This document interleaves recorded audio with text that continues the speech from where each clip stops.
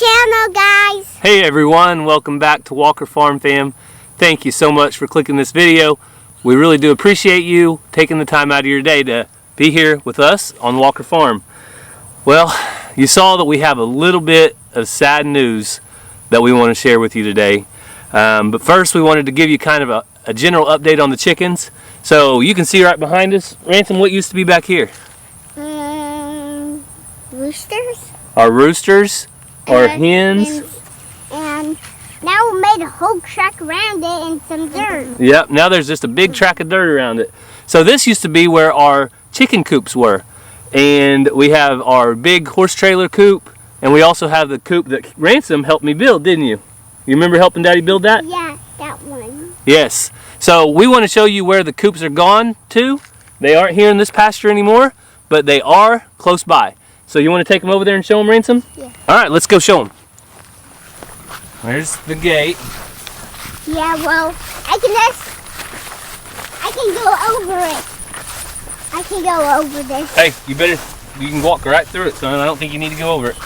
Don't close it. We got to close this because the steers are in here. All right, now there's the house. So we're close to the house still, aren't we? Yeah. You want to show them where the new coops are at, where the coop new location is? So we had a chicken coop before, then we decided to get a big one. Yeah. Like this one. So the new location for the chicken coop is under this huge shade tree. And we made the pen one big circle instead of the size it was where it was two small circles. So we're back in the brand new chicken run slash coop area. What do you want to call this? Every time I've put it on like Instagram or Facebook, I'm like chicken pen, chicken run, chicken coop area. Like, I don't know. Yeah, so it's under this huge shade tree. So we're under a black walnut tree. And I don't know if you can see how big this tree is, but I can't even put, let's see, can we touch if we put our arms around? Where are you at? I come over here. Okay, so yeah, so two of us putting our arms around it can't even touch. This tree is a favorite place for the cows to get under, but there's more trees right over there they can get under. And this is the whole reason we built our chicken coop trailers, mobile chicken coops, because in the summertime when I started building them, I said, it's going to be 100 degrees. I don't want the chickens out here in the middle of the sun all day. So, and not just when we did the coop, especially the trailer, people were like, they're going to burn up. Like, they only go in the coops at night or during the day to lay their egg for a few minutes. So it's not necessarily the coop that we want out of the sun. We do want it out of the sun as well, but we want the birds to be able to get under shade more in the summertime. Yes, and this allows us a big enough tree to put the coops under and the chickens to have plenty of room to get under here. It feels really good under here. Oh, it feels, I swear, it's probably 15 or 20 degrees difference from the sun to getting under the shade tree, and we're on top of a hill right here. So we have plenty of shade, and the chickens got to feel better. I feel better. When I was out there, I was like, it's hot. Yeah. So you probably saw the title of this video. We've been waiting a little bit to do this. It's probably been a week ago. It was the morning of the Arms family kind of get-together type thing at the Okie Noodling Festival. It was that morning. I'll never forget. And it was the day after we got our hay cut. So they cut our hay to our pasture, and I went out that next morning, and I went out to the chickens, just a normal check, give them a little bit of scratch, make sure their grain feeders were full. Yeah, we have automatic coop doors. Our chicken guard automatic coop door, we don't have to come every morning because it lets them in and out, but we always come and check, especially before we go for the day, and just make sure everybody's good. So that's what you'd come out to do. So I didn't see the normal chickens that we normally have in there, and I told Cassie, and she went out and did a little bit of video. So we're going to go ahead and show you that right now so you can see exactly what happened that morning. So this is where they got Sundance, because I see one of his beautiful feathers. Guys, I'm usually not attached to animals, and I'm like, we'll get a different one, but these chickens were the ones that I had picked to keep, and they were beautiful. So there's one of Ascendance's beautiful feathers. Oh, and there's some blood. So it looks like they took him that way. Oh, look, you can tell where they drug him. So would that have to be coyotes? You see where they drug underneath this fence?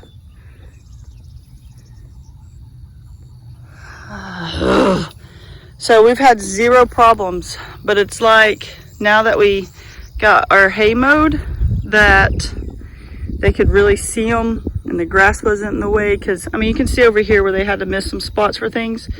That grass was tall, but this really makes me angry. I thought maybe something come around and scared them and made them fly up and over like they've done before, and then I get them back in. But this is not a good sign. We got somebody over there laying an egg now, it sounds like. That's the egg laying song if you've never heard it. But as you saw, Gary, called me and said, hey, we're missing some stuff. I'm like, there's no way. And so I went out there and started looking, and I realized, obviously we realized Elon was gone, our big tom turkey, which that thing's huge. Like, what can just carry it away over or under this fence? I just couldn't believe it.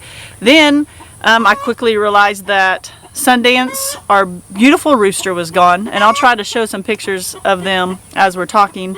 And then, unfortunately, Grace, Ransom's for sure favorite chicken, but all of our near and dear chickens, she placed in the county fair last year with Ranger. We could easily pick her up. She picked the Super Bowl champion. She pecked the Super Bowl champion. So she was one of the chickens that we could just pick up and hold anytime, and she was great with the kids. If we had kids come to the farm that have never been around chickens before, she was our go-to. We could pick her up. She was a blue splash Moran, and we will be getting another one as soon as I can find one. Hopefully it has the same nature as her.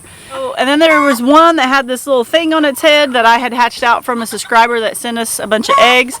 It just got big enough to come in the pen with them, and it was gone. So I'm like, all the chickens are awesome, but why did I have to take the 3 favorites and our big tom turkey? So started looking around, and I quickly called Gary and I said, I can see where they dug under, came in, and then drug them out. So there wasn't just one, there had to be multiple. Or they could have dug some under and then jumped over the top. We really don't know what happened. We don't know what it was 100%. We think, though, it was coyotes. We think that it was probably multiple coyotes or a bobcat or 2.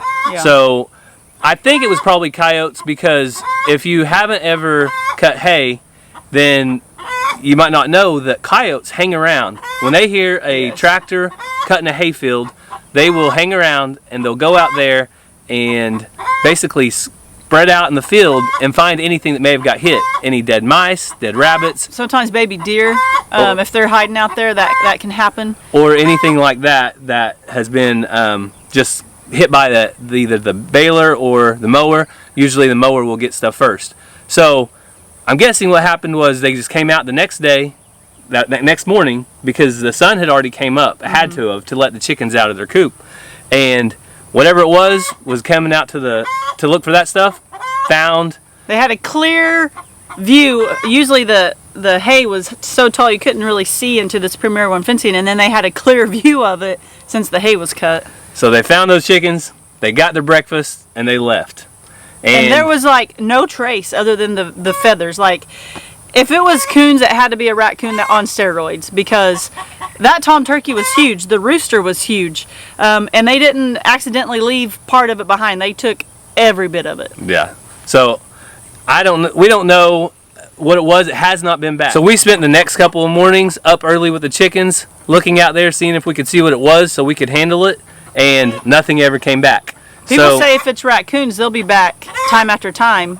If it's coyotes, bobcats, mountain lions, something like that are crossing, then they move on and go to their next place. So. And it's not really a wooded area, and I've only seen one raccoon the whole time we've lived here. Yeah. And that raccoon is no longer with us either. JoJo took care of that. So I don't think it was a raccoon. I'm thinking it was a coyote, but possibly a bobcat. Will we ever know? Not unless I see it with my own eyes. Probably not. Hopefully not. So I think Ransom, oh, here comes Ransom. He wants to tell you guys about Grace a little bit, so let's let him tell you. So one of the hardest things about the homestead is whenever one of your favorite animals goes away, isn't it, Ransom? Mm-hmm. You want to tell them why Grace was your favorite? Because I had her for a long time. I liked her. You had her for a long time. You liked her. What could you do with her that you couldn't do with the other chickens? I played with her. You played with her and picked her up and carried her around? Well, guess what? Maybe we'll have another chicken someday just like Grace that you can do the same thing with, okay? Oh, maybe a black one. Maybe a black one? Or is chickens blue? Blue chickens? Yeah. You guys ever seen blue chickens? Is that what you want, is a blue one? Yeah, I think we can find another one like that. You want to? Okay. We'll see what we can find, but it's hard to replace Grace. Probably not going to be done very easily, but someday we might get another chicken that's tame like that also. Hope so? Mm-hmm. All right. You want to go play? Mm-hmm. All right, he's going to go play. So we're going to miss them, but we got to move on. We have a lot of positive things going on here on the farm too.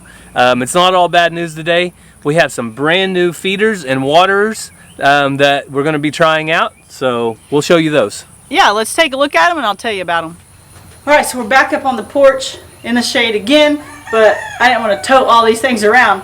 But right here you see all different type of chicken feeders that we have used, and there's even more. I just didn't want to wrangle them all up. So people a lot of times message me or whatever and say, hey, we're about to get chickens. What do I need to go get? What do I need to buy? A lot of times I say, what do you got? Use what you got and then go from there. As you can see, I built 2 feeders for my grow out pen. This one worked really well. The lid used to shut. Not sure what's happening there, but it worked really well until their heads couldn't fit in the hole anymore. So then I made just this little trough. That worked well as well. Except for when it rained, if they didn't clean it all up, it got soggy. These 2 feeders we bought from the big box store. They worked. We put them underneath the coops. This one was under our wooden coop. This one was under our horse trailer conversion, and they worked. So what do I tell people when they say they're starting out? I tell them, what do you got? See what works. But as you can see, we've tried lots of different things. Some of them get wet. These work. We put them under the coop, but when the wind blows in a lot, we've had rain for like the past 7 days, some of this starts getting wet and it starts getting stuck in there, and we have to shake it and move it to get it out. So it does work, but I think I maybe have found a solution to wipe all these out. As you saw in the beginning of the video, we had some new feeders and waterers out there, and I'm going to talk about the waterers next. But these are some awesome feeders that we got from Egg Maker Acres. I say it slow because I get tongue-tied, but Egg Makers Acres is who sent us these waterers and feeders. They are a family out of Colorado who makes these chicken feeders and chicken waterers. They have a Facebook, Egg Maker Acres on Facebook, and they have a website, which I'll link all those things down below. You guys can go check them out. They so graciously sent a code for all of you guys that is good till the end of 2021, and it's just Walker Farm. You put that and you get 10% off. So we put these feeders out several days ago, and I've been trying to catch them actually eating and drinking out of them because they only eat and drink when they want to. But so far, so good. I've been kind of putting some feed on the edge here so they know where it's at and they'll go find it. But as you saw in that video, they stick their heads in there and they get it. They have these lids so that it cannot get wet, holds plenty of feed. And as Gary and I were talking earlier, there's a lip right here. So if water does go in, it's going to come back out, and it shouldn't get all in there and get it all wet. So far, we're very happy with this product. I like that it has a lid. I like that everything's inside. Unlike the other one, at some point there was some feed out in the elements. So Egg Maker Acres, Seth has been so awesome to work with. We really appreciate them sending this over. We'll continue to show you how they work out on the farm. But let me get the waters and show you how those are designed. So now I have some different waters that we've used. This is what a lot of people use, and it works. What I don't like is I have to take this lid off every time I want to fill it up. Also, you have to plug it down here or all your water comes out. But it works. It does get pretty gross and gunky down here around the bottom. It works. Is it perfect? No. Also just have simple rubber pan, which is what we use during the winter time. We will use these in the summer, those in the winter, or in some of the grow out pens, we just use them all the time. So they work. Do I love them? Not necessarily. Let me show you the water they sent. So this is the water that Seth over at Egg Maker Acres has designed. Several things I love about it. It has a lid. Do I have to take this lid off every time I want to fill it up? No. He has made a handy dandy little circle right here that you can put your water hose in to fill it up. There are 4 of these nipples around that they can drink out of. When they peck at it, the water will come out. So like he told me, the feeder would work with my ducks because they can stick their head in and get it, but this water would not work for my ducks because they wouldn't be able to peck at it to get the water. That's quite all right. I want to be using these for my chickens and my turkeys. So the other thing I was telling you, we have to switch back and forth from waterers during the winter time. Seth pointed out to me that not only can you fill this water up through this, but you can also put a heater down through here and keep this from freezing up. So they're out in Colorado and it has worked for them. Our winters aren't quite as bad as their winters, so I'm excited to see how that works out for us. I'm also interested to see about how clean it stays inside, how often I have to clean it, things like that. He says that he recommends the feeders to be used for 12 weeks and older chicks, and then the waters, I believe he said, any age. So don't forget to go check out their Facebook page. Tell them Walker Farm Fam sent you. They also have a website.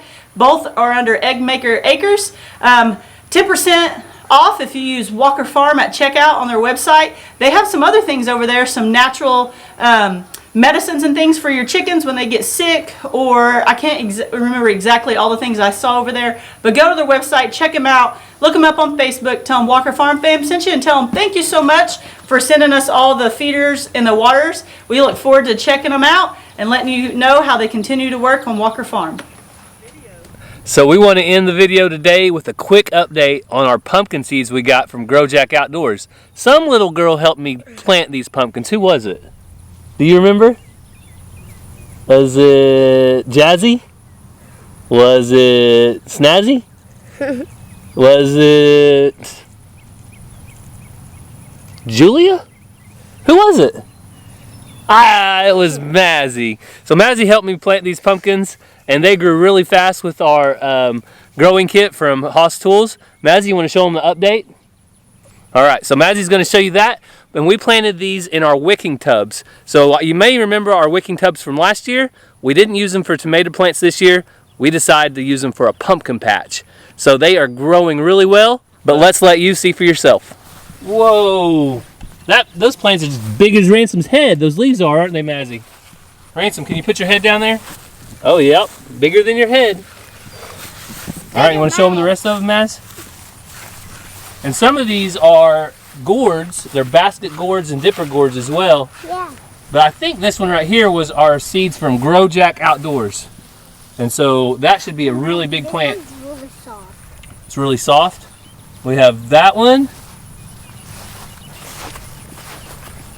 Whoa. They're getting big. There's a bug on there. Uh-oh, get that bug off. Get that bug off. Flick it. Can you flick it? Give it the old 1-2. Pop out. It's already off. All right. This one's not doing as good, but it's growing.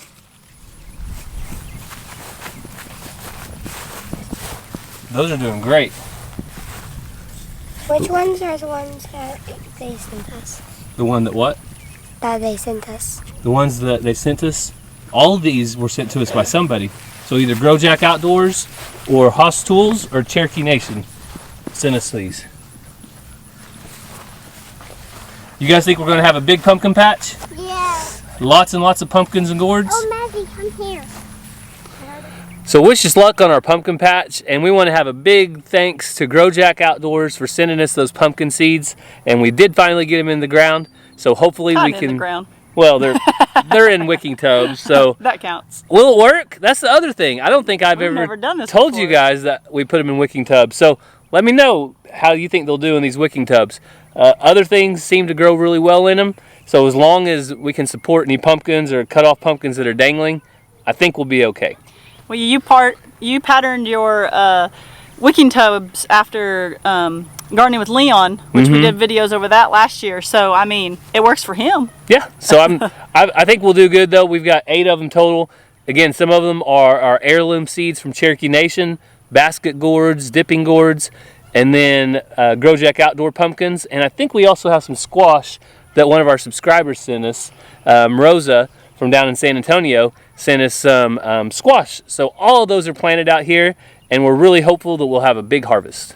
Yeah, so we thank you guys so much for watching today. We appreciate Seth and his family over at Eggmaker Acres out in Colorado for sending us the waters and the feeders. We truly appreciate that. We're excited to see how they work for our flock. Make sure you go down in the description or in the comments and click on their links and go over and check their stuff out. Walker Farm for 10% off. As always, we hope you guys have a great day, and God bless.